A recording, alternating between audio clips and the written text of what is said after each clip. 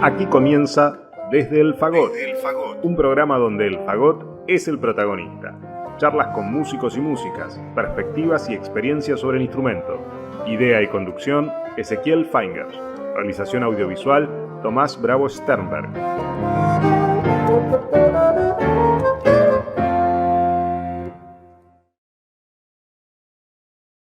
Hola, ¿qué tal? ¿Cómo están? En el programa de hoy les quisiera compartir la entrevista realizada al destacado fagotista chileno Felipe Di Stefano, quien recordemos es el primer fagot de la Orquesta Sinfónica Brasileira en Río de Janeiro.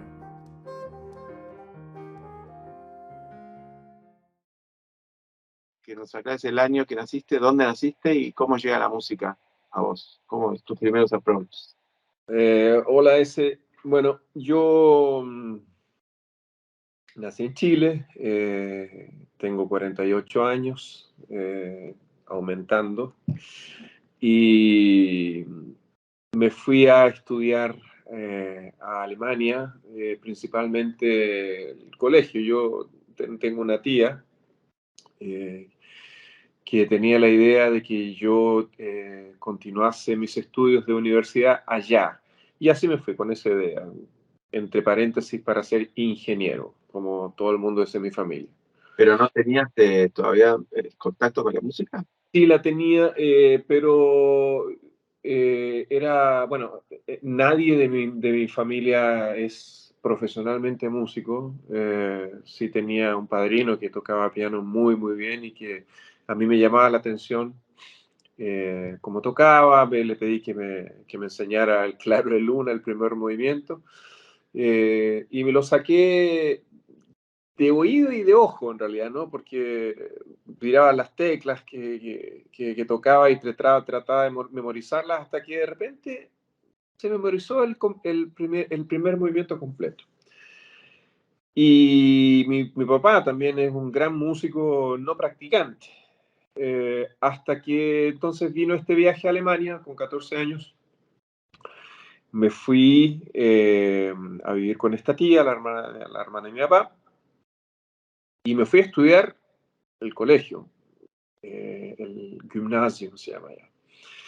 Y cuando llegué allá, me encontré con que me obligaron en realidad a tomar clases de piano, y que no me gustó mucho por cómo mi tía encaraba ese estudio, que era, no sé si tú te acuerdas de Heidi, por ejemplo, tenía una institutriz, por ejemplo, que, bueno, era con mi tía. Entonces, eso no me hizo fluir mucho mi amor por el piano, en realidad, hasta que casualmente ese profesor de piano llegó un día con un fagot. Yo creo que porque, no sé, habrá visto qué sé yo, que no tenía dedos para el piano, literalmente, tal cual. Y llegó con el fagot, lo armó y me encantó solo de aspecto, de la forma en que lo ensambló. Lo tocó y bueno, probé, lógicamente fue algo muy novedoso, ¿no? Para mí, jamás lo había visto. Y comprenderás que con ese carácter de mi tía, que esto yo nunca lo he hecho en una entrevista, ojalá no lo escuche ella, pero en la forma en que ella encaraba mi estudio con el piano, dejaba totalmente de lado lo que era el fagot. Entonces, cuando yo agarraba el fagot para poderlo estudiar, a ella le causaba rabia y me lo quitó el fagot. Hubo un momento, yo me acuerdo, pero nítido, que ella agarró el fagot, lo guardó en el garage, porque según ella no le estaba dedicando tiempo, qué sé yo era mucho más chico, tendría 14, 15 años más o menos, y no le estaba dando el tiempo, por lo visto, al piano que ella quería, hasta que un día sacó el fagot del garage, empecé a estudiarlo de nuevo, y comprenderás que el garage es pésimo lugar para guardarlo, sobre todo en Europa, donde se congelan las cosas. Bueno, gracias a Dios no estuvo tanto tiempo allá. Y le agarré un amor al instrumento mucho mayor. O sea, fue ¿cómo se dice? El efecto contrario, ¿no? ¿Qué edad tenías ahí? Empecé con 15. Empecé con 15 Llegabas, y si llegabas a envenenar a tu tía, no ibas preso. Porque esto me parecía una película de terror lo que estabas contando. Yo no, dije, ¿cómo termina esta historia? estoy obviando muchas cosas. Son 3 años con ella. Hay, hay muchas cosas que no se puede contar. Imagínate si después le llega a los oídos. Pero Bueno, pero el piano te debe haber servido un montón, igual, o sea, un chiste aparte, ¿no? Yo creo que, no sé. Yo ¿no? creo que bueno, yo hasta hace poco estaba conversando con mi papá, le comentaba que yo no sé qué tanto es eso de que uno nazca con talento. Lógicamente hay gente que nace con talento, que tiene la fibra, ¿no es cierto? En mi caso, yo creo tener un muy buen oído, tengo muchas ganas sobre todo, ¿ya? A mí me gusta mucho usar la palabra hambre, y siempre la he tenido, siempre he tenido hambre de música y siempre me he comparado. Entonces, tengo un norte, ¿no es cierto? Sé que como yo sueno, o como sonaba por lo menos en ese entonces, no era lo mismo como sonaba Tuneman, cuando lo descubrí yo, por ejemplo, a Tuneman. Por primera vez lo escuché y para mí era, no puede ser, yo nunca había escuchado a alguien tocar así. Entonces, ¿qué es lo que me pasó? Bueno, lo mismo que me pasó con cualquier otro músico que me llamase la atención. Lo ubiqué, tuve clase con él, una muy linda clase que con 19 años me recibió, pero yo siempre he sido así, en realidad, de tratar de imitar lo que en este caso Tuneman hacía. En su momento después pasó a ser Stefan Zweigart, con quien también tuve clases, y yo lo veo a él como un hermano mayor, desde mi parte por lo menos. Yo sé que él no, yo soy el que lo busca. Hace tiempo que no hemos hablado, pero yo lo llené de llamados, de visitas, de repente me pegaba un viaje de Chile a Alemania, por ejemplo, a tomar una clase. Entonces son cosas que pequeñas herramientas que tú vas colocando en una cajita, ¿no es cierto?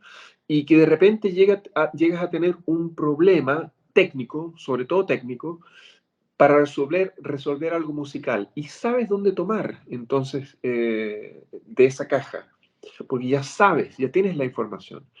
Y mi personalidad, musicalmente hablando, y en otras también, pero musicalmente, todo lo que a mí me interesa, yo soy extremadamente obstinado hasta que lo logro. El otro día te llamé por teléfono, te pregunté sobre el staccato, si tú ya más o menos lo habías resuelto se dice en español, ¿no? Perfecto. Resuelto. Eh, y conversamos un poquitito. Bueno, ese tema, por ejemplo, yo lo resolví hace 3 semanas atrás. Ya tengo, imagínate, tengo 48.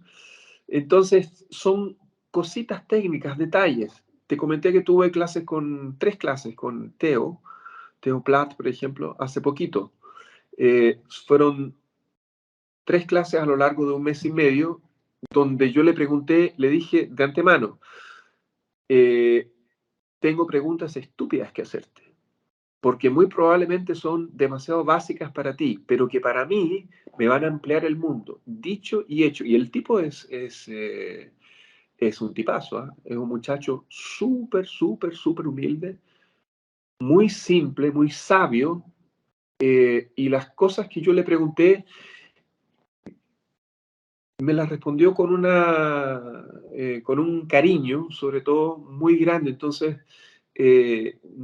lo que a otro le podría parecer estúpido, a él no, al contrario, él realmente lo hice pensar con las preguntas que yo le hice. Y bueno, si mi cajita tenía 29, 30 herramientas, ahora tiene muchísimo más, después de esas 3 clases solamente. Qué bueno, qué bueno.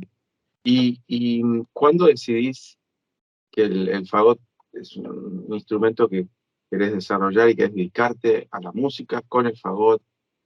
¿Cómo inicia ese proceso? En Alemania fue, me imagino. Sí, fue en Alemania. Fue en Alemania, pero cuando volví a Chile, yo volví con 19 años, volví sin fagot.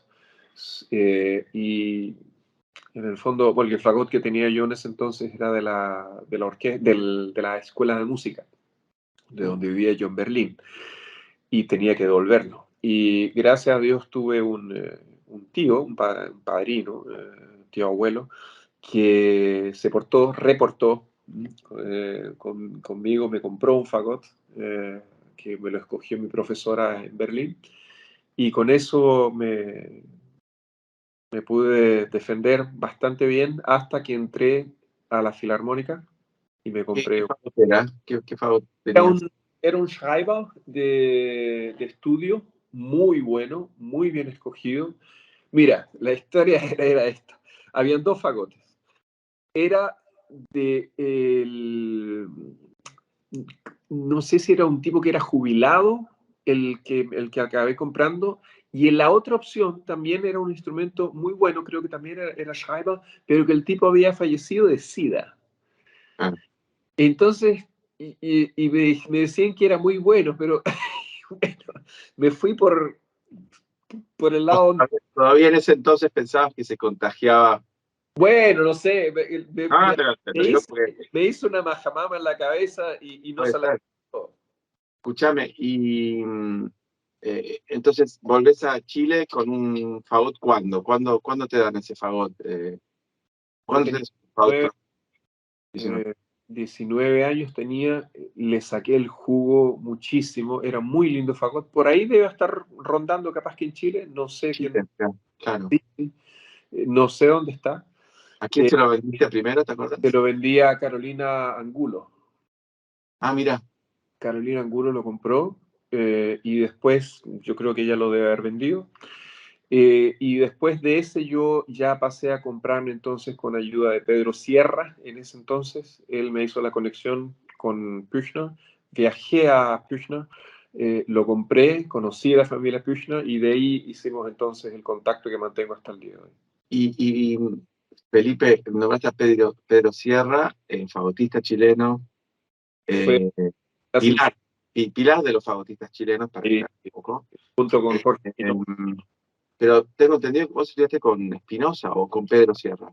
También, yo También. tuve clases con Pedro Sierra, la sinfónica, él tocaba en la sinfónica, yo tenía clases con él en la escuela moderna, que está hoy creo que está en Vitacura, en Santiago, pero después de entrar a la filarmónica como segundo fagot, en ese entonces el primer fagot era Jorge Espinosa, y yo había recién llegado de Alemania, ya tocando, ya había pasado la audición, gané la filarmónica, y yo siempre he sentido hasta el día de hoy ganas de que alguien me escuche, de que alguien te pula, de que te pase, qué sé yo, información, que opine sobre aquí, haz esto, esto, otro.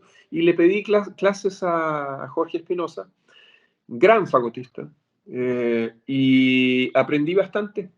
Y, ¿sabes?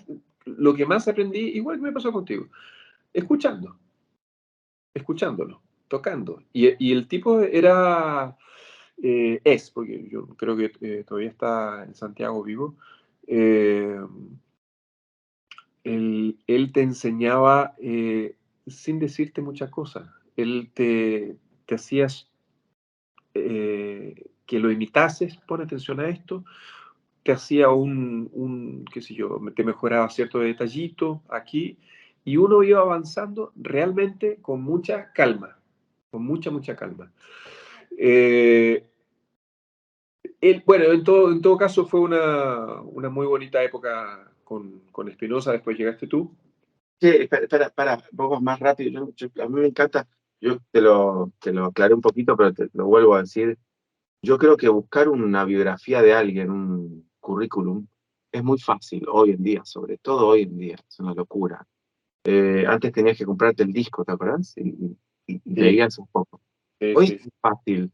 pero yo creo que en el currículum se minimiza un montón de información que para nosotros, los que nos dedicamos a lo mismo, ni siquiera estoy hablando de los músicos, mismo instrumento, es sumamente importante, es hasta más importante de saber lo que obtuviste, porque siempre discuto un poco del músico acostumbrado a poner lo que obtuvo, lo que ganó, entre comillas.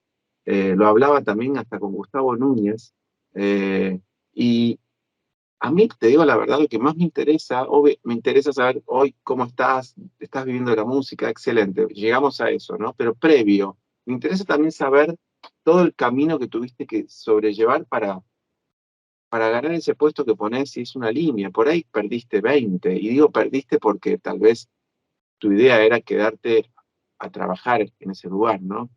Digo perder como el que gana, no ninguna de las dos palabras, no obtuviste la posibilidad, llamarlo como quieras. Entonces, a mí lo que me interesa, mientras vos vas contando, es justamente todo ese proceso.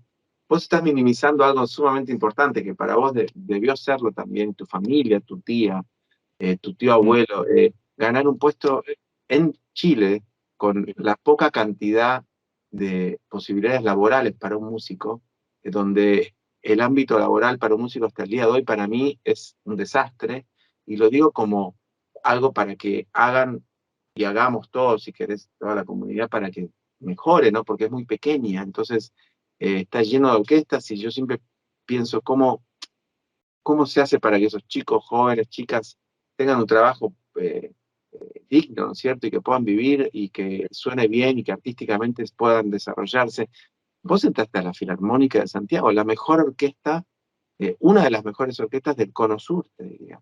Entonces, es muy importante. ¿Y cómo fue ese proceso? Con Pedro Sierra lo preparaste entonces, por lo que veo, ¿no? ¿Cómo fue? Contanos algo. ¿Preparaste el concurso con él? ¿Cómo eran las clases? Preparé el concurso. Voy a tratar de no olvidarme lo que me pediste en el fondo, porque me es más importante que los muchachos escuchen pan pan, vino vino. Lo que les espera, ojalá. Yo preparé el concurso con el concierto de Mozart. No sé, no me acuerdo en realidad cuánto tiempo lo habré preparado. Yo me acuerdo que lo empecé a tocar con 16 años. Lo empecé sintiendo que era una osadía tremenda, porque me quedaba como poncho con 16 años. Pero cuando empecé a tocarlo con Pedro, no lo sentía tanto como poncho. Ya realmente, y yo debo haber tenido unos 19, 20 años más o menos. Entonces, es un proceso de, de estudio técnico previo, de muchas escalas, ¿no? Muchos arpegios, métodos, pero que a nivel latino, esto es bueno que los muchachos lo escuchen, a nivel latino es muy poco lo que a uno le exigen en la universidad o en las escuelas de música, es poquísimo. Cuando uno va a Europa y te das cuenta que la metodología es fuertísima, pero muy fuerte, donde realmente los movimientos, tanto del aire como de los dedos, son tremendamente mecánicos, donde tienes que generar musculatura, donde jamás te imaginaste que para resolver, qué sé yo, no sé, una furca, por ejemplo, que hoy te queda muy lenta, de aquí a 2 semanas lo vas a tener mucho más ágil. Pero ese tipo de ejercicios no se conocen en Chile. Hoy yo creo que sí se conocen, en mi época no. Los métodos de Thunemann en ese entonces, por ejemplo, son bastante diferentes de lo que Dag Jensen usa hoy. Son métodos que están al alcance de todas las personas hoy. Si tú compras los 2 libros de Ole Christendahl, por ejemplo, los tienes. Tú tienes los métodos que el propio Dag Jensen usaba. Entonces, hay muchas cosas de técnica que uno en Latinoamérica está absorto, no sabe que existe. ¿Y por qué digo todo esto? Porque Europa está tan a la mano de nosotros es un vuelo chiquitito. Y les prometo, muchachos, ojalá me escuchen esto, llévenlo muy a serio, muy en serio. Si ustedes no se dedican, va a venir un gringo de afuera y les va a quitar el puesto en su propio país. O, como ha pasado, por ejemplo, aquí en la orquesta, yo estoy en la Orquesta Sinfónica Brasilera, vienen propios latinos, por ejemplo, que estudiaron afuera. Aquí ganó, por ejemplo, el flauta, no sé si tú lo conoces, Alexis Angulo, de la Simón Bolívar, por ejemplo. Bueno, él es mi colega hoy. Está de primera flauta. Circunstancias por qué se vino, no lo sé todavía, no he conversado con él sobre eso. Pero cuando hizo la audición, yo tenía a Pahut enfrente. Y tú escuchas la escuela de Pahut en flauta. Cuando vienen muchachos del extranjero o de fuera de Río, aquí no hubo ni un carioca que ganase, ni uno. Todos eran de Sao Paulo, a no ser la Spala. La Spala que estaba en ese entonces en Bahía, Priscila. Ella es hoy nuestra Spala. Pero todos los demás de escuela realmente mucho más cercana a lo que es Europa. Entonces, yo siempre recalco todas las veces que me hacen una live. Si ustedes no se dedican, va a venir una persona que realmente les va a quitar el puesto. Una clase tipo con Pedro Sierra y una clase tipo con Espinosa. ¿Cuál fue el cambio para vos? Buena pregunta. ¿Cómo lo notabas vos? O sea, ¿qué trabajabas en el fondo? Bueno, con Pedro fue más repertorio y a lo mejor algún detalle técnico. Con Espinosa, colores, musicalidad, desde el punto de vista de él, que es una forma de tocar muy diferente a lo que tengo yo, por lo menos. Espinosa y Sierra eran dos personalidades muy diferentes, dos formas de tocar muy diferentes. Muy diferente. Y Sierra estudió con Donatucci en el fondo y Espinosa no. Entonces, Espinosa estudió con un alemán que no recuerdo su nombre. pero digo esto porque vos no tuviste contacto con Emilio, con Donatucci, como docente. Como docente, no. Posteriormente, solamente como persona, donde yo lo iba a escuchar, a veces conversábamos, sobre todo, nos tenemos un cariño grande. Te pregunto esto porque pocas personas, desde mi perspectiva, digo, tan curiosas como vos con respecto al fagot.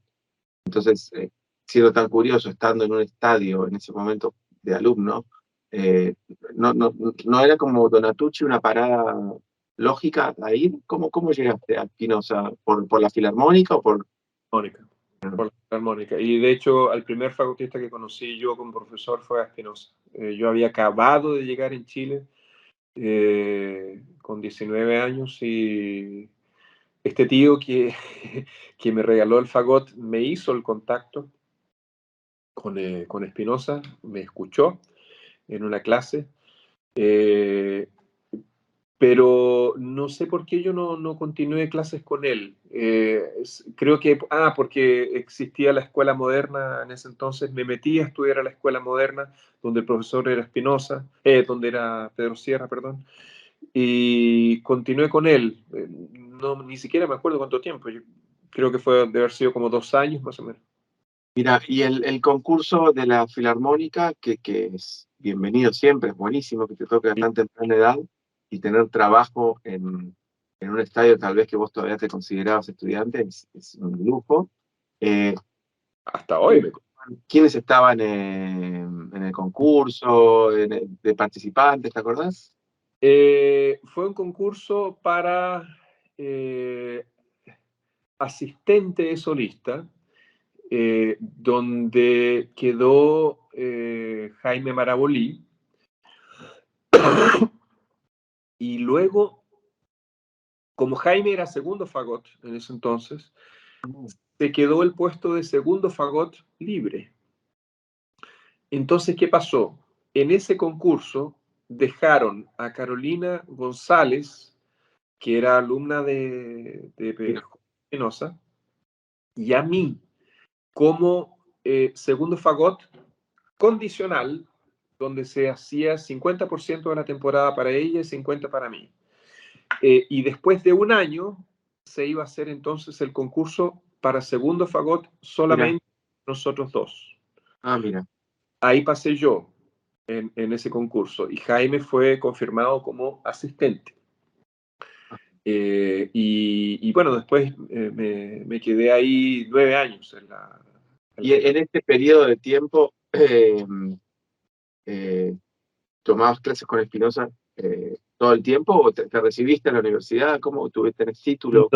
No, yo continué con Espinosa y casi al año después de haber entrado a la Filarmónica, particularmente con él, o sea, particular a través de la universidad en realidad, pero yo no presencié otras clases a no ser solamente fagot con él.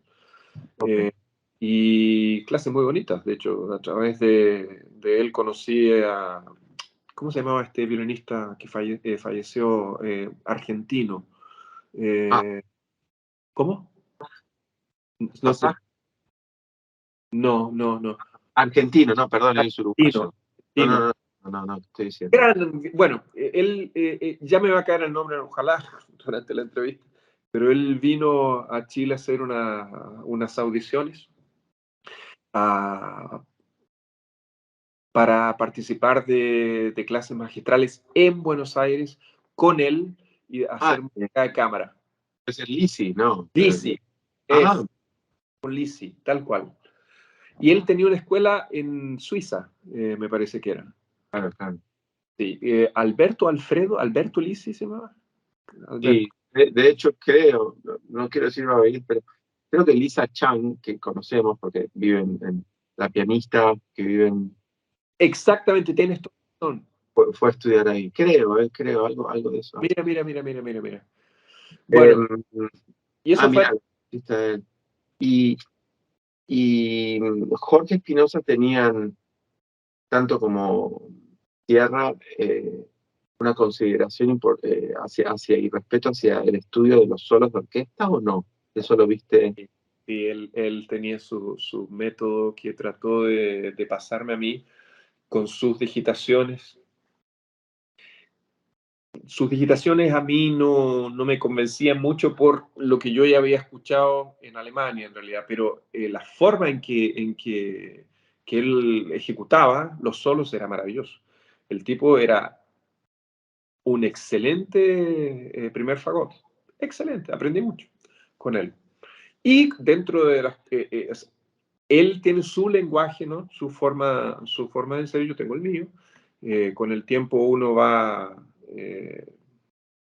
creándose su propia forma de tocar. Yo siempre imité mucho, desde muy niño, hasta que después ya empecé a independizarme, a pesar de que mi forma de tocar hoy es, a mí por lo menos me parece que es un poco más parecido con Stefan. Yo lo imité mucho a él y bueno, entiendo la música como creo que él también la entiende. Suena muy tonto esto, pero... No es nada, yo te conozco, por lo menos para mí no suena tonto, sobre todo sabiendo que, digo la palabra curioso en el buen sentido, eso creo que es una palabra alucinante que todos deberíamos tener en la personalidad de cada uno, ojalá. Entonces, ¿estuviste desde qué año en la Filarmónica? Perdón, ¿entraste en él? Yo entré a la Filarmónica el año 94. Bueno. Creo que sí, se fue el año...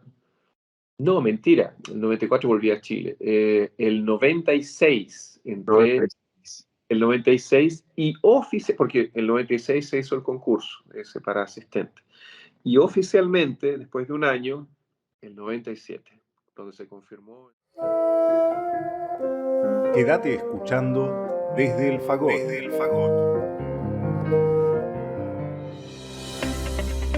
Radio Damus, la radio del Damus. Música, debates, información, actualidad y humor.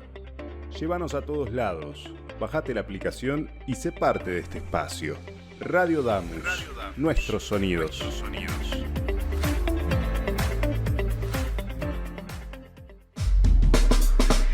Programación 2022.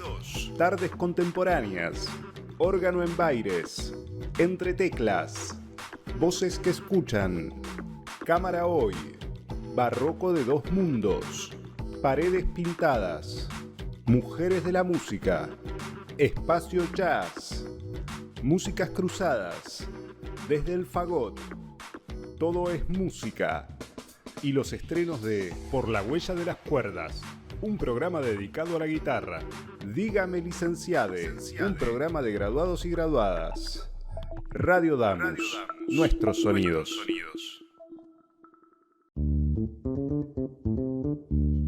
Radio.damus.musica.ar. La radio TV en vivo, información de los programas y mucho más. Radio.damus.musica.ar.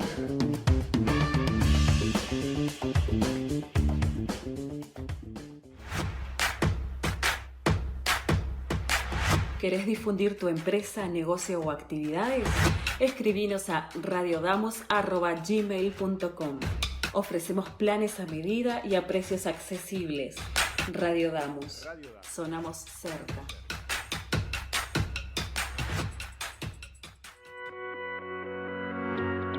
Sumate a nuestra programación. La radio del Damus está abierta a propuestas. Si sos docente, no docente, estudiante, graduado o graduada del Damus, tenés tu lugar en la radio. El espacio es gratuito y te ayudamos a preparar tu programa. Escribinos a radiodamus@gmail.com o buscanos en Facebook e Instagram. Radio Damus, tu radio.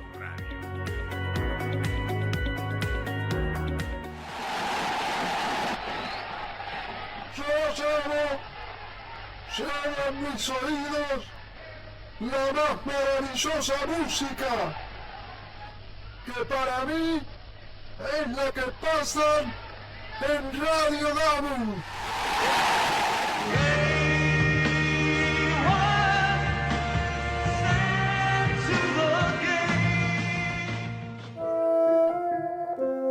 Seguimos con Desde el Fagot. Seguimos viendo entonces la entrevista realizada a Felipe Di Stefano.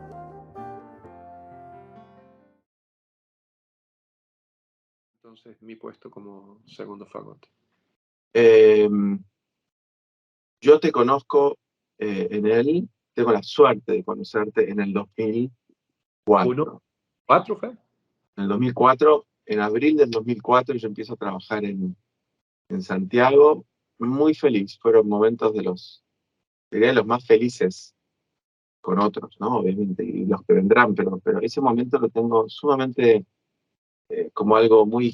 Estaba muy contento porque obviamente estaba muy cerca de Buenos Aires y con un trabajo estable, y eso es mucho pedir cuando estás 10 años vagando por todos lados, buscando todo lo que vos hablas del fagot, que hoy con una videollamada por ahí te la responden, y en su momento eran viajes en avión. Entonces, y bueno, y clases muy caras sin poder pagarlas, era un delirio. De golpe estoy en un lugar a 2 horas de mi casa en Buenos Aires, puedo empezar a ver a mi familia y me tratan encima ustedes de una manera muy cordial, ¿no? Estoy hablando del comienzo, los primeros años, después pasan desastres con teatro, son sumamente disparatados y ajenos a lo que un músico pretende de su profesión, da lo mismo. Pero yo te conozco a vos y lo que siempre lo digo, hasta el día de hoy, todos los concursos que uno da y los pocos que uno gana,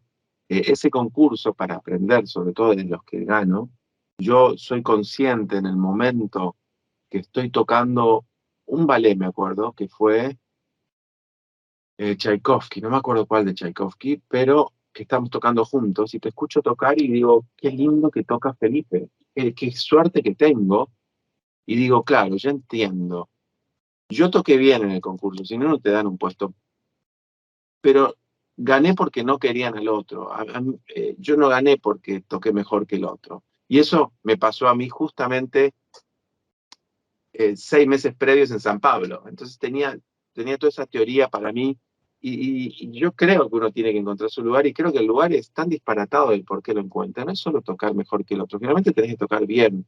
El resto es una decisión ajena a lo que vos toques, ¿viste? Porque bien es tan subjetivo y tan abstracto que depende de lo que quiere el otro. Y yo noté como que no era tu lugar ese lugar. Después uno va entendiendo también el por qué, y hoy viéndote donde estás, en un trabajo hermoso, en Brasil, en Río, me doy cuenta por qué no te sentías cómodo.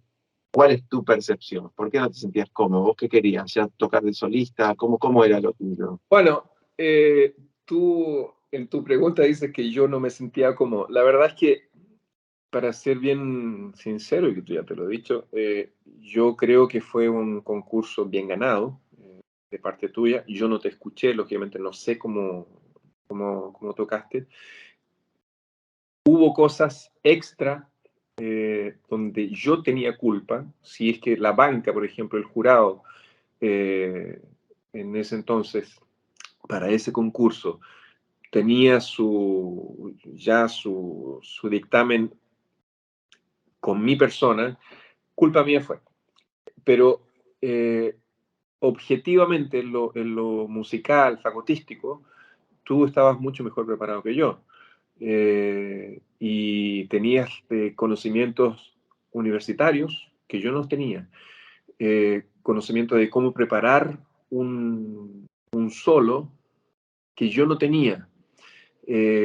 Todo lo que yo tenía en ese entonces era algo mío, como te dije, yo soy muy bueno de imitar, pero me faltaba mucho conocimiento de cómo abarcar un solo, de cómo abarcar el sonido en el fondo también, ¿no? Lo que yo entiendo hoy como el sonido es tensión constante, constante, constante, constante. Es todo el tiempo así, como dice Azzolini, que es una ola que va y que viene, constante, y no algo que sí, que no, que sí, que no. Tiene que ser un sonido... Bueno, esas cosas uno las va aprendiendo con el tiempo. Yo creo que tú en ese entonces estabas mucho, mucho mejor a caballo que yo. Con el tiempo yo aprendí, y hoy por hoy estoy aquí en Río, pretendo quedarme acá, estoy casado, mi esposa y mi hija están acá al lado, creo que durmiendo. Pero yo creo que sí tengo un nivel, es tonto que uno lo diga, que uno hable así, pero creo que tengo realmente hoy un nivel que me deja muy libre. Eso es importante, ¿no? Sentirte que podés expresarte como querés, tal vez, ¿no? Pero muy libre, claro, porque como te dije, la cajita si tenía 30 herramientas, hoy tiene, qué sé yo, 50 a lo mejor. Y esas me bastan y sobran. Y vos sabés que es un tema, después vamos a hablar a esto, no quiero minimizar los logros porque parece que lo estoy haciendo por contarlo rápido como si leyéramos, viste, la hoja que nombré al principio del currículum. Pero bueno, vos después, que ahora quiero hacer una pequeña paréntesis sobre lo que te digo de la Sinfónica de Santiago, que fue tu primer paso como solista en tu ciudad. Y creo, mientras vos hablabas, que hay algo muy difícil, lo digo estando en una orquesta donde en todas las orquestas hay movimientos, eh, eh, movimientos, digo, laborales, ¿no? Que se van abriendo algunas plazas en tu propio laburo. Y desde mi punto de vista, y otros también hemos hablado, tal vez hasta más difícil, la gente cree que no, pero es muy difícil abarcar un cambio dentro de tu orquesta habiendo estado tanto tiempo, vos estuviste, me dijiste, 8 o 9 años, porque ya tenés un estigma de qué tocas, qué no tocas, tenés tus amigos, tenés tu gente que no te llevas muy bien, hay muchos problemas en un organismo como el nuestro que son a la música y hacen estúpidamente que uno piense que el otro de golpe empezó a tocar mal porque pensamos diferentes. Y esas cosas, lo digo, me pongo en eso sin pensar así, me pongo como músico, yo estoy parte de ese trabajo. Entonces, vuelvo a ese concurso, digo, yo sé que vos tenías mucho más que perder que yo llegaba nuevo con todo lo que vos quieras decir de conocimiento, no, pero para mí eso es ajeno. Yo he visto gente y he concursado meses atrás con el mismo conocimiento y supe que era el que no querían, más allá de cómo tocaba, ¿no?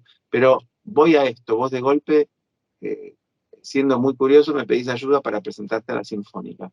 Y ahí, cuando vos me tocaste la lista de solos, me di cuenta, para cerrar esta anécdota que es buenísima, porque es un poco el cómo se solía. Ahora, yo como docente tengo que decir que ya no se hace, pero antes se solía ver como, entre comillas, lectura a los solos, y lo nombré en muchas entrevistas. Entonces, cuando te escuché los solos, yo dije, claro, bueno, ahí tenés aparte otro plus de por qué. No porque toques peor o mejor, es simplemente cómo estás preparado, que es en el fondo algo que un músico sabe que tiene que estar preparado. Entonces, y vos, fue unas miradas que nos hicimos y vos te diste cuenta de eso, porque acabábamos de concursar hacía menos de un año. Entonces fue todo como de golpe mostrarte, viste, la cocina mía. Y yo Sí, feliz, porque tal empecé cual. las clases enseguida, porque me di cuenta que había muchos baches en un ámbito muy chiquito. Algunos lo tomaron para bien, otros para mal, pero en el fondo uno es sincero y da lo que cree que falta. Y ganaste el puesto previo, da lo mismo cuántas veces uno concursa, ¿no? Ese puesto al final lo ganaste y lo disfrutaste un montón, por lo que veo, y duraste un montón en ese trabajo, porque ¿cuántos años estuviste en la 5 Sinfónica? años estuve hasta que después me invitaron a hacer concurso acá. Ok, y aparte, me acuerdo de ese concurso porque te fuiste, yo estuve 2 años, casi 3 en la Filarmónica, después hubo un quiebre horrible, donde despidieron a la mitad, contrataron, tal, no es para contar eso, pero digo, vos te fuiste justo antes, entonces, Un año eh, antes.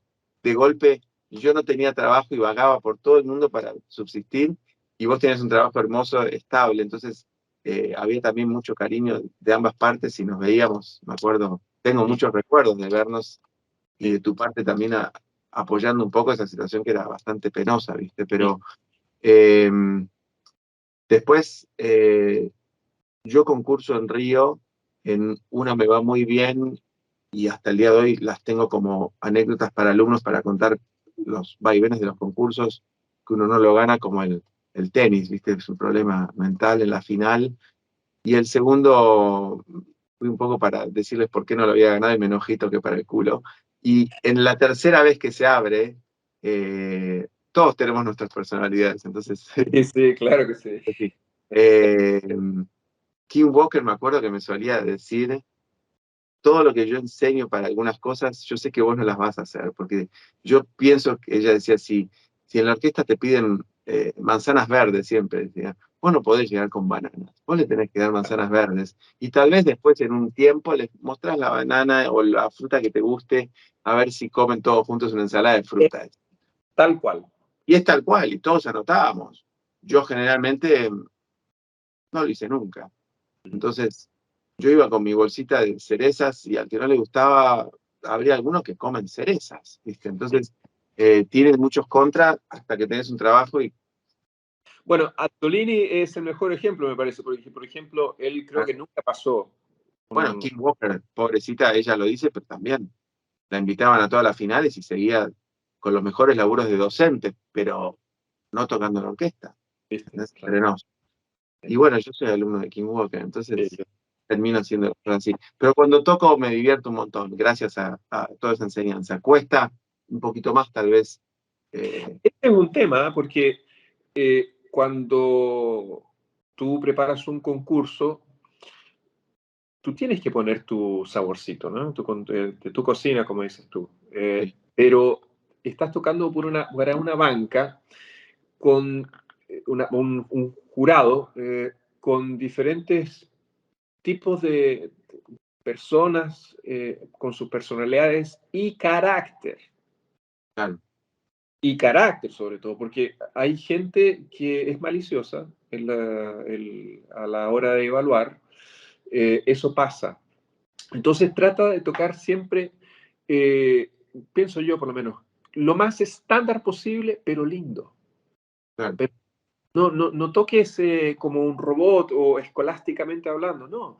Toca incluso para segundo, lo que corresponde a un concierto, por ejemplo, un concierto para fagot, si lo quieres tocar solístico, tócalo solístico, sí, vas a mostrar de lo que eres capaz, pero ahora a la hora de tocar extractos de orquesta, tienes que tocar como se te espera que toques en la orquesta en tu puesto, sobre todo como segundo, que entre comillas podría ser un poco más sobrio a lo mejor, pero tienes que mostrar solvencia sobre todo. Técnica, el ataque, esa es una de las cosas más difíciles que existen para nosotros, ¿no? El ataque, que venga sin ta, ¿no es cierto? Porque el ta te distorsiona un poco la afinación, bueno, ese tipo de cosas uno lo va aprendiendo con el tiempo. Y si lo tienes listo para una audición, tienes... La audición comprende una estrategia, ¿no es cierto?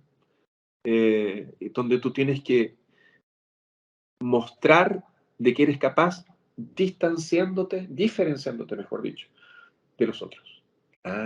Y eso pasó aquí con el muchacho. Llegaron dos excelentes flautistas a la final, Alexis y se me olvida el nombre del otro, brasileño, pero la diferencia era muy notoria, muy notoria. En la tercera vez que se abre el concurso, entras vos a la Sinfónica Brasileira. En la quinta. ¿Hubo más? Hubo más. Sí, se hizo 5 veces, donde un colega... ¿Hiciste alguna otra también? Porque vos hiciste otras, intentaste otras veces en No, esa orquesta, fue la primera. Una sola. Y previo, aparte de la Filarmónica, la solista en el Municipal, la de la Sinfónica, ¿hiciste muchas otras o fueron esos concursos? Pocas. Yo perdí dos concursos, o digamos, no pasé, 2 concursos, uno contigo y otro con la Sinfónica, donde no quedó nadie. La Sinfónica pasé, tuve que hacer 2 veces el concurso. Pero, Felipe, Antes de eso, te estoy contando y saco esto porque es muy interesante, lo digo de verdad. Saqué el tema porque yo hice 2 intentos de los 5 que vos terminaste ganando, y previamente yo gané en Santiago, o sea, todo es tan relativo y lo saco a propósito, ¿entendés? sin duda. Y lo saco sabiendo que los dos tenemos la dicha y tocados con la varita de poder vivir de lo que queremos y donde queremos. Entonces, vos tenés la dicha de decir, yo acá no me muevo, o sea, me quiero quedar acá. Eso es, en la música es un lujo. Yo tengo el teatro a 15 cuadras de casa, o sea, todas esas cosas yo me toco muchas veces porque de verdad lo digo. Entonces, con eso en el bolsillo, en la realidad, cuento todo lo que uno tuvo que hacer. Es como, salvando las distancias, pero lo digo porque está de moda. Ahora en Netflix están todos los documentales de los basquetbolistas que cuentan los 5 anillos, no sé cómo se dice, las 5 copas, pero los tipos tuvieron 20 años de carrera, o sea, perdieron 15. Y un músico no se abre tan fácil. Enseguida dice, gané acá, y borra todo el pasado. Y en mi caso me subí a muchos aviones, gasté mucho dinero para poder ganar en Chile, para poder ganar en San Pablo, para poder ganar en el teatro a los 37 años. O sea, no es que uno toca bien y con eso basta. Hay muchos factores. Entonces, es muy importante, ¿entendés? Yo creo en este tema, ¿viste? Sí, yo conocí al profesor de mi profesora, tú te debes acordar, el ex primer fagot de la Filarmónica de Berlín. Yo vivía en Berlín en ese entonces, que se llamaba Günther Piesk. ¿Ah? Él debe haber tenido unos 80 y tantos años cuando yo lo fui a conocer. Fui a tomar una clase con él que terminó siendo nada más que conversa, a tomar un café y tocar unos dúos.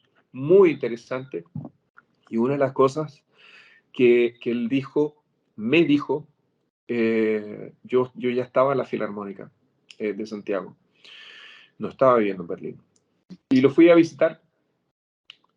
¿Estás ahí? Estoy acá. Ahí va. Y me dijo lo mismo que me dijiste tú. Me dijo, esté contento de que usted tiene su puesto. Claro. En ese entonces yo era mucho más chico, de haber tenido unos 20 años más o menos.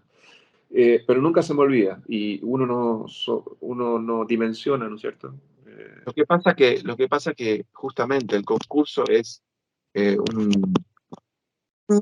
un procedimiento que yo estoy no quiero abrir un debate porque aparte queda poco tiempo, pero lo digo muy seguido porque aparte lo considero así. Mientras vos hablabas de cómo uno tendría que ir preparado, que yo lo estudié por 10 años a la perfección, pero de verdad, yendo a clases semanales con los mejores profesores que vos te puedas imaginar, de los mejores, iba. Y después me doy cuenta que es tan antinatural querer sonar como chileno, argentino, o peor, carioca, como un prusiano o un norteamericano o un francés. Y lo digo de verdad, porque eso no pasa en otras artes como las artes visuales, letras, olvídate, o sea, eso no pasa. Puede pasar como un ejercicio, puede pasar como haber ido a vivir y tomar un poco y pensar que es el periodo X de tal artista, pero en el fondo Carlos Mata es chileno, ¿entendés? El surrealismo abstracto de Nueva York no es Pollock, es Carlos Mata. Carlos Mata es chileno, y sin embargo en la música nos meten en una caja en lo que deberíamos ser, y algunos soportan más que otros. Yo no lo soporto. Habiendo ganado muchos concursos en situaciones hasta feas, yo soy pésimo para hacer concursos. Me encanta y creo que hago el trabajo, por lo menos nadie me dice algo malo. Y digo de la puta madre porque la paso de la puta madre, pero digo, para entrar es como que en el fondo te hacen vestir de payaso y después te lo sacan y ahora sé quién seas.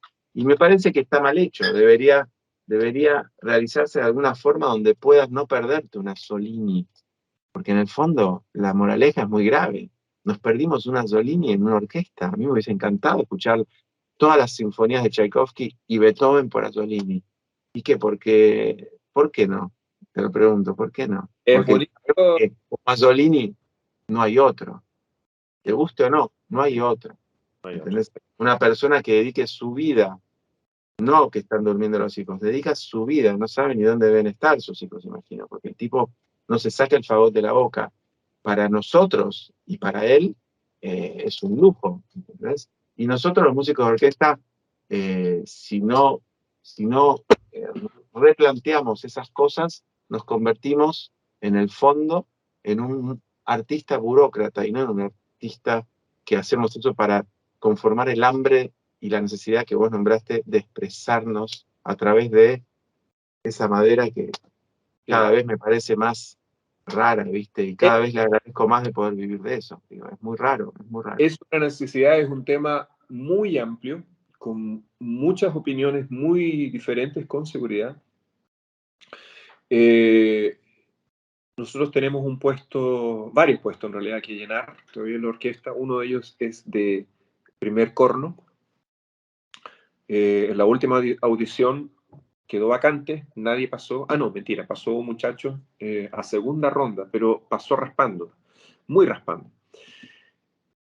Y nosotros en Latinoamérica no tenemos esa abundancia de opciones, ¿no es cierto?, que Europa tiene para llenar un puesto. Acá se presenta, qué sé yo, 5 o 6 personas para un puesto importante como el primer corno, no pasó nadie, pero yo voy a ser bien, bien honesto con mi opinión. Creo que te va a gustar mi honestidad. Yo creo que los músicos son como imanes que se atraen. Si a ti una persona te llama la atención, tú dices, yo quiero tocar con esa persona. Perfecto. Pero resulta que también la persona, aparte de su talento, musicalidad y técnica, también tiene una índole. Y ahí viene el problema. Esas cosas tú no las evalúas a la hora del concurso, sino que en la hora del probatorio, que puede ser de 1 año, 2 años, 3 años. Y hoy por hoy, yo personalmente tengo la opinión de que un colega debe merecer estar en la orquesta, no solamente por su capacidad, sino que por su interés también de hacer música. Porque hay mucha gente, en Europa se ve todo el tiempo, que te habla del servicio. hoy me toca el servicio, que yo sé que es cierto, cansa, porque eso es un mecanismo, ¿no es cierto? Tú vas, colocas la tarjeta, terminas, colocas la tarjeta y te vas. Eso en muchas orquestas pasa en Europa. No sé si en todas, pero pasa mucho. Lo que se usa en Alemania, el Dienst, ¿no? El servicio de allá. Bueno, acá que nosotros tenemos tan pocos músicos, esto es una opinión bien controvertida, si quieres. Tenemos tan pocos músicos y son tan pocos los que realmente son buenos, que tener a alguien que toque bien, pero que además tenga interés real en tocar junto, en, qué sé yo, hacer música de cámara, y no hay que rogarle, por ejemplo, que eso pasa mucho en Latinoamérica. Yo prefiero tener a la persona que está con ese hambre, ¿no? Y que toca bien, que tener a alguien que sea un extraordinario, pero que no quiera participar. Es muy discutible con seguridad, pero nosotros no tenemos en Latinoamérica de dónde tomar aquí, que no, son muy poquitos. Noel de Vos me dijo, a quien conocí un montón, que estudiaba todo y lo volví a ver en estos viajes a Río últimos, que debió ser 2008, no sé. Sí. Me dijo, tenés que formar una orquesta, una escuela latinoamericana. Me lo dijo un francés, habiendo vivido el 90% de su vida en un río. Ni siquiera en Buenos Aires, que siempre se tildan acá de haber sido europeos, y la palabra latinoamericana es para los peruanos, ¿viste? No, acá no. Pero digo, es urgente, no es una idea, es urgente. ¿Por qué no tocar como un latinoamericano y seguir adorando? eh, eh, creo que ya dominamos el instrumento para poder enseñarlo de una forma y que suene de una forma con ideas mucho más apegadas a un estado sociocultural que día a día lo tenés en el micro, en la bicicleta, en la playa, en el fútbol de playa, en el supermercado, ¿no? Digo, y de golpe entrar a un organismo donde parece que estás tratando de imitar a la Filarmónica de Berlín, porque vos decís Filarmónica de Berlín y nadie te va a decir nada malo. Y sin embargo, a mí me parecería raro, ¿no? Que Olodum de golpe sea imitado en la plaza, en el Zoo de Berlín, por 20 rubios, ¿no? Tocando, no lo veo, y sin embargo nadie se lo va a cuestionar, sería medio ridículo. Sin embargo, lo estamos haciendo nosotros todo el tiempo. Lo dejo como para si alguien quiere hacer otro tipo de proyecto de investigación. Te hago una última pregunta, Felipe. ¿En la docencia estás enseñando? ¿Tenés algún No caso? en la universidad, pero me llaman todo el tiempo, privadamente. ¿Pero lo das? ¿Podés dar todo ese conocimiento de la cajita de 300 o Sí, 50? lo hago, de hecho, y hasta hace poco vino un muchacho que acaba de ganar segundo BOE, la orquesta, que es un caso bien especial porque él viene de un proyecto social de la orquesta, Mira. y es de un estrato social bastante humilde, pero que tiene un amor a la BOE tremendo, muy, muy grande, solo le falta conocimientos. Entonces, el otro día me llamó, después de su segundo programa, que tocó con la orquesta, me llamó, me pidió que lo ayudara, que lo escuchara. Y lo primero que hizo fue tocar le dije, ¿tienes algo para tocar? Me dijo, Mozart, tócame el segundo movimiento, solamente el segundo. Y solamente cuando tocó, yo ya sabía cuál era el problema. Porque una de las cosas que él hacía era llevar, estas son cosas que son re importantes, encuentro yo. Él llevaba la lengua a la paleta, a la caña. No salía de la caña.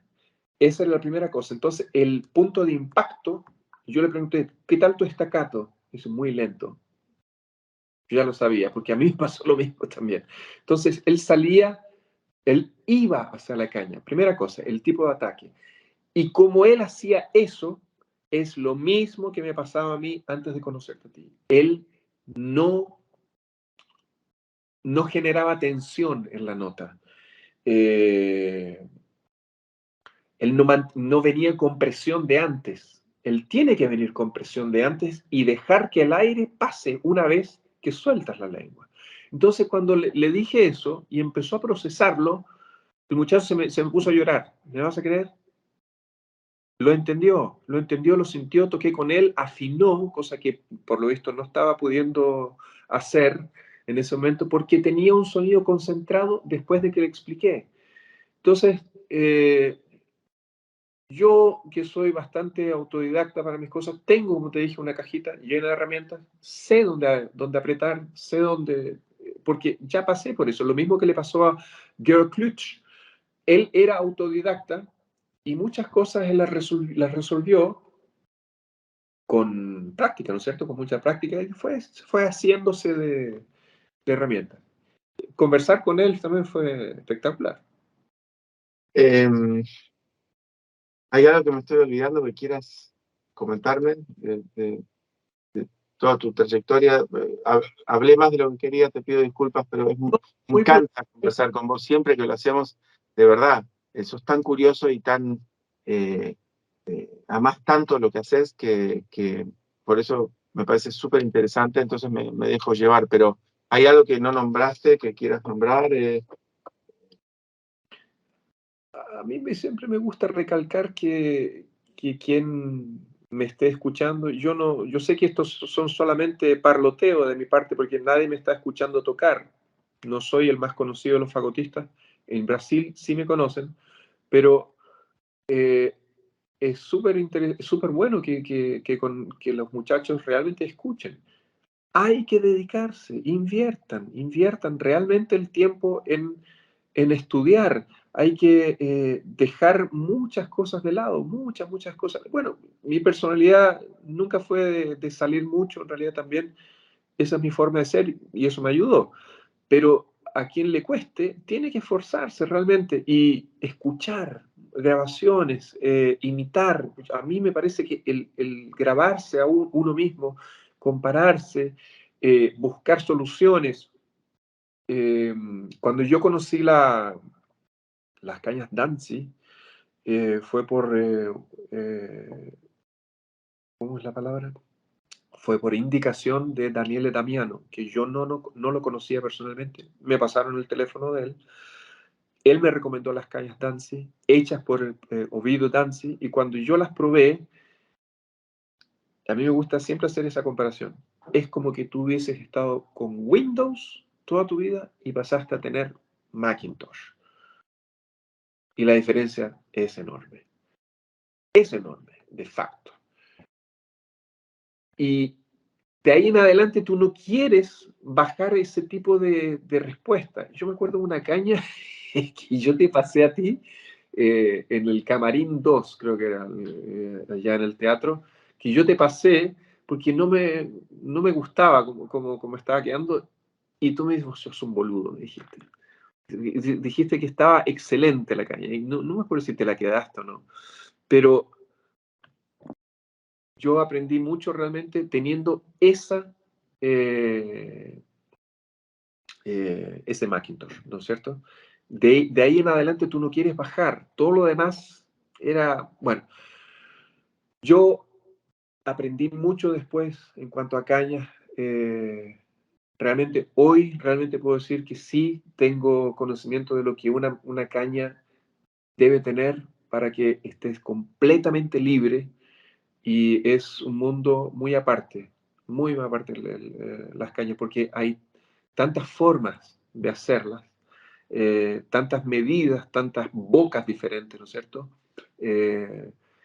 Bueno, ese tipo de cosas. Pero lo más importante para mí, me parece, es que los muchachos inviertan ya para no arrepentirse posteriormente.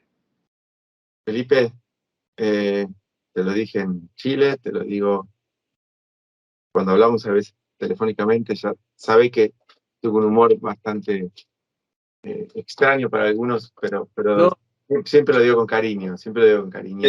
sí. Y un lujo haberte conocido, sobre todo en ese periodo, y haber tocado con vos también fue un lujo tenerte de segundo fagot. Es mutuo.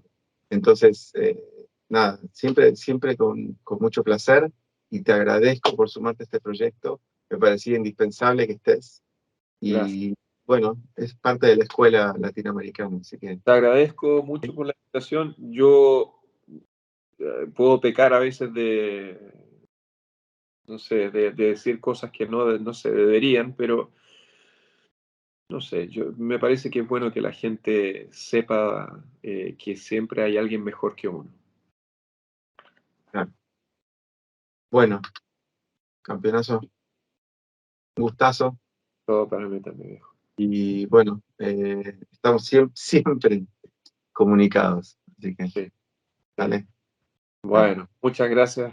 Un beso grandote también para ti, Un para beso, tu familia también. dale, igual, y gracias y bueno, ya, ojalá nos veamos pronto. Sí, si Dios quiere. Dale, cuídate, un beso grande. Chao, Chao. gracias. Chao. Llegamos así al final de nuestro programa de hoy.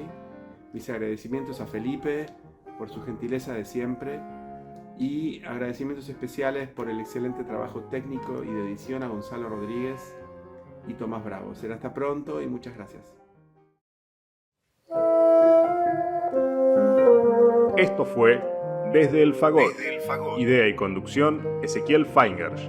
Realización audiovisual, Tomás Bravo Sternberg. Radio Damus. Nuestros sonidos.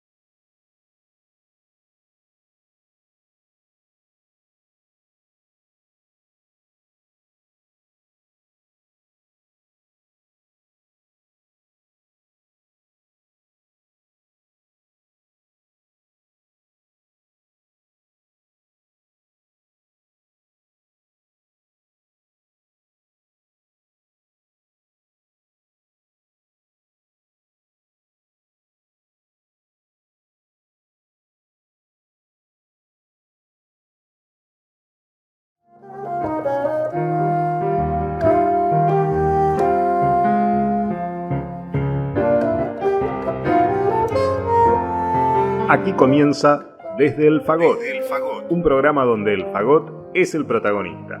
Charlas con músicos y músicas, perspectivas y experiencias sobre el instrumento. Idea y conducción, Ezequiel Feingers. Realización audiovisual, Tomás Bravo Sternberg.